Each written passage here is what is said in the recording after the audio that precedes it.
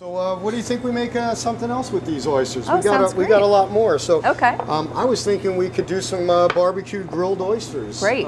With a cilantro lime dipping sauce. Oh, that sounds delicious. Sounds good? Sounds great. So I'll run over and throw some of these on the grill. They take 3 to 4 minutes to cook, depending on how large they are. They're actually going to steam themselves right inside the shell in their own juices, and the shell will pop open a little bit, and they're real easy to shuck. So even I could get the top off of that one. I think you could do it. All right. And I bet you got another one. I do actually have something else in mind.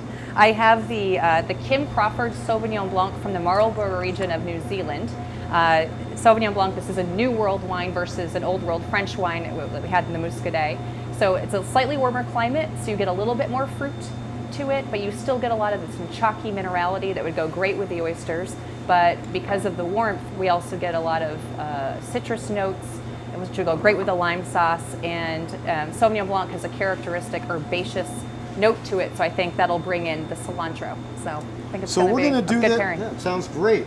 We're going to do this with a little bit of a Mexican flavored barbecue sauce. You can use any kind of sauce you want. Okay. Store-bought, your favorite family recipe, or your best friend's favorite recipe. Any kind of barbecue sauce works well. We'll make a little cilantro lime sauce. Okay. This is about as easy as it gets. We take some chopped cilantro and give it a good chopping up here.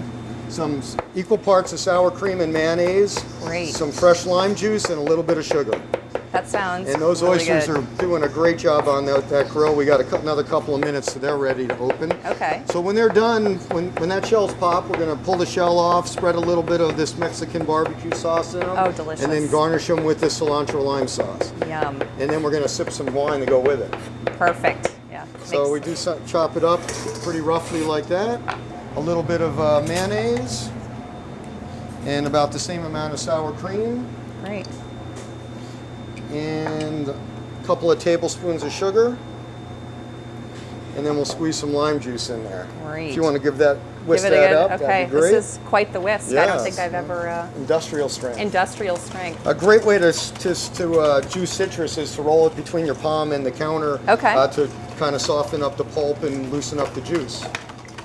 Squeeze in a couple of limes. Great. It smells really good. It does. That cilantro smells delicious. Another good trick is if you want to get all the juice out is to use the spoon. Ah, that's a good... As a little juicer. Great. Maybe we'll put one more in there. What do you think? I'm sure you professional chefs, multi-purpose tools are, not the one-hit wonder. You don't need the full juicer. You can, all kinds of the tricks. hands. That's right. The spoons. It's easy. The hands are really good. All right, that should be enough. This looks great. Well, let's give it a little taste and see how we did.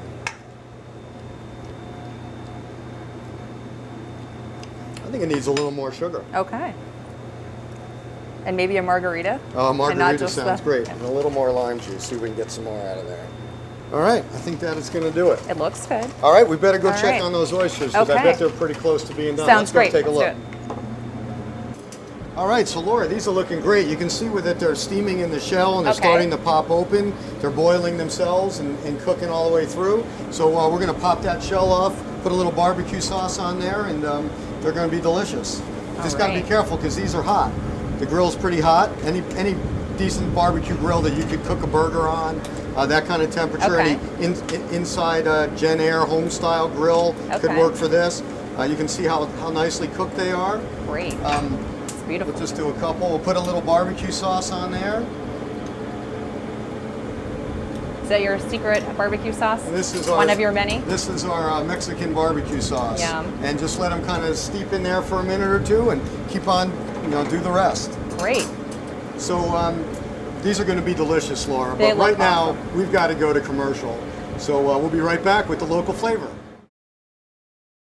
Welcome back to the local flavor. Rick has one more delicious oyster dish for us. We're going to do some tempura fried oysters with a sweet chili sauce. And for this, we're going to use these jumbo oysters. Oh my gosh. Look at the size of these things. Are these incredible? Wow. I mean, has a mustache. Yeah, it's really amazing. These are really super hard to shuck. You got to be really strong or get a hammer. But we're fortunate enough that we have this interesting machine here that helps us shuck a lot of oysters and really helps a lot for these jumbo ones. Delightfully medieval. Yeah. So these are, these are pretty old oysters. The meats in them are huge. We get them again right out of the river from the same company we buy our other oysters from. And let's shuck a couple. Okay. So pretty much the same premise as before. Instead of a knife, we have this lever here to help us. We put it right in there inside that shell again. We can either bang it or just kind of pull on it hard, but a couple of taps and it pops it right open, nice and easy. Great. And then we're going to do the same thing, just loosen it off the shell. And look at the size of that meat. Oh my gosh. And this time we're going to take it right out of the shell because we're going to dip these into some tempura batter. Right, with the liqueur? Well, we'll take, yeah, you can put the liqueur right in there. It helps to store them. You can shuck these ahead a few days even if you want. Okay. 4 or 5 days they'll even hold up. These oysters are incredibly resilient. They'll last in your cooler for a couple of weeks and they'll last shut for a few days. So excellent. You don't have to worry about that. You want to try one? I would love to. Yeah, let's try it. Let's try this one. Give me the JV one. Yep, that's a pretty good one. Okay. Right there into the same spot. There you go. Oh, okay. Yeah, I was a little too apprehensive. Yeah, you have to. Yeah, you really can't work too hard at it. Okay, so I scrape the meat off the top like we did before. Scrape that meat off right into the bowl. Okay, great. And I'll we'll do start that. making some tempura batter. Sounds great. This is a pretty simple thing. We use 1 egg, about 1/4 teaspoon of baking soda, a couple of pinches, works pretty good. About a cup of flour. And then either cold water or cold club soda. I like to use the club soda because I think that effervescence really gives it a nice light batter. Okay. So we just whisk that together. Do you eyeball it or? Well, I have a recipe, but I'm just guessing here. Okay. If you like it thicker, you put a little more flour. You like it thinner, you put a little more club soda. All right, so I have a fry-later here. I've got it heated up to 330 degrees. Here are your oysters. And you could do this on your home stove with about 1 inch or 1.5 inches of oil in a pan or a pot.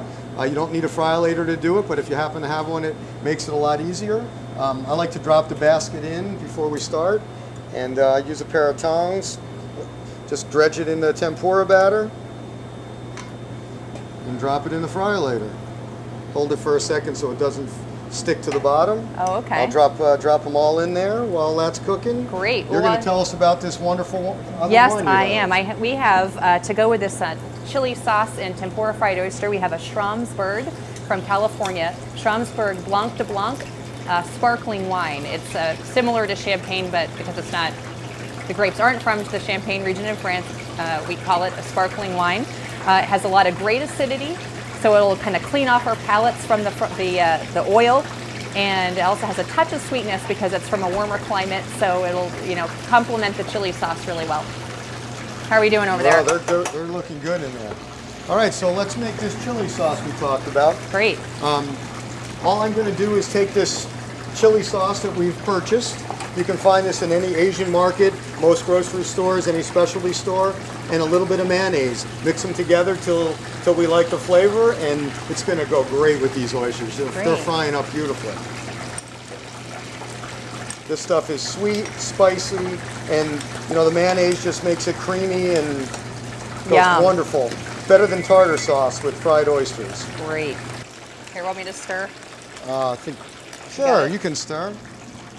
Gotta make myself useful here, Rick. Yeah. Sometimes you have to flip these over to get the bottom side of them because they float. Okay. And you can only get one side. But we'll cook these to a golden brown. Great. And those are getting pretty close. You don't really have to worry about under frying them because you can eat these things raw. Right. So as long as that batter's nice and crisp on there, like these are, they're done and good to go. Oh my gosh, it looks great. All right, so we're going to come back real soon. We're going to plate these up and enjoy them with all these fabulous wines. Great. So thank you a lot, Laura. Thank you.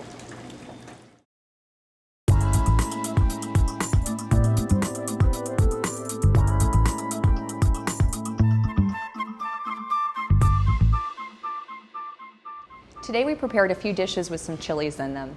When pairing wine with spicy food, you want to consider two things. 1, the alcohol content of the wine, and 2, the level of residual sugar. The 3 wines we selected today all have 13% alcohol or lower. When you're pouring a wine heavy in alcohol onto a really hot tongue, it's not entirely unlike pouring gas onto a fire. The other factor you want to consider is the level of residual sugar. A little bit of sweetness in a wine will take the heat off of your tongue.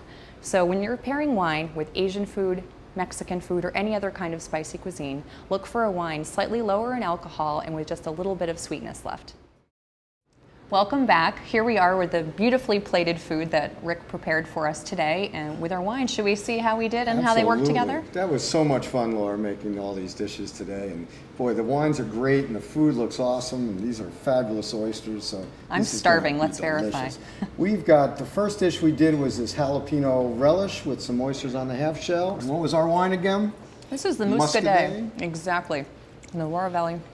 Oh, that smells wonderful. Pairs really well with the brininess of that oyster. Oh, that's delicious, delicious. Laura. That's really, really nice. Thank you. Excellent, excellent relish there. Really good. So the second dish we had was the oysters, barbecued oysters with cilantro lime sauce. And we're pairing this today with the Kim Crawford New Zealand Sauvignon Blanc. So we have, you know, that chalky minerality, but again, the citrus and the herbaceousness. So I'm really hopeful these go well together. Oh, that's delicious. It actually, the barbecue sauce and the heat makes the wine a little bit fruitier, and you get a lot more of the citrus in it, so it kind of ties it all together. Really goes together well. And we've got one last dish, the tempura fried oysters with red chili sauce. I am very excited about Those this. came out really good. We paired this today with the Schramsberg Blanc de Blanc, the California sparkling wine made in the traditional champagne style. So, thank you all for joining us today. I hope everybody learned something about some fabulous wines and local oysters. So until next time, thank you for joining us on The Local Flavor.